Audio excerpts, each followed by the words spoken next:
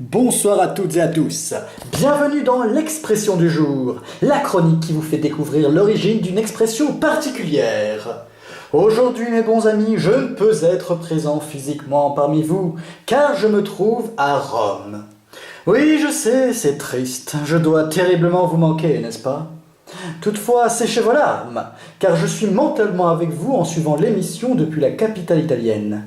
Du coup, n'en profitez pas pour balancer des vaches de mon dos, hein. Je vous écoute, petit filou.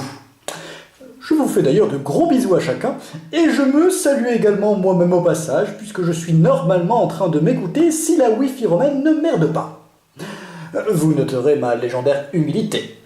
Bref, le fait de me trouver à 950 km d'ici ne m'a nullement empêché de vous concocter une petite expression de derrière les fagots. Ce soir, je vous propose de nous pencher ensemble sur « Tous les chemins mènent à Rome », car il me semble que c'est de circonstance. Bon, je vous demande pas de me demander le sens de cette expression, parce que concrètement je ne vous vois pas, et j'ai déjà assez l'impression de parler tout seul en enregistrant cette chronique dans la chambre devant mon micro. Voilà.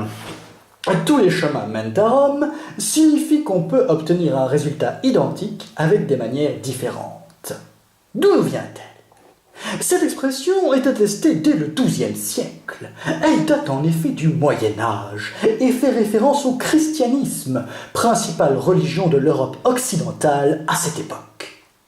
Capitale de la chrétienté, Rome constitue alors l'un des 3 principaux lieux de pèlerinage avec Jérusalem et Saint-Jacques de Compostelle, en Espagne.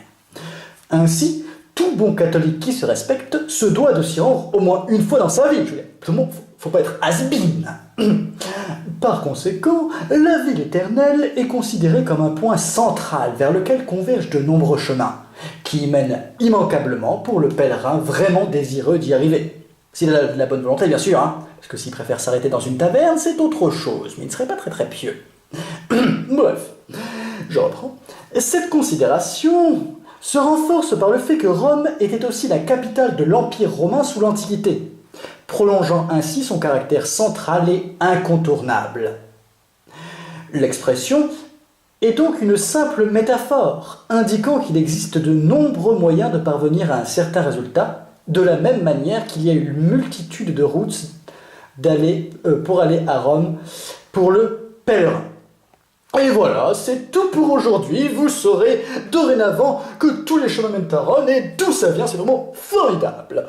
Quant à moi, mes aventures italiennes se poursuivront dans la prochaine émission. Alors je vous laisse et je vous dis à très bientôt.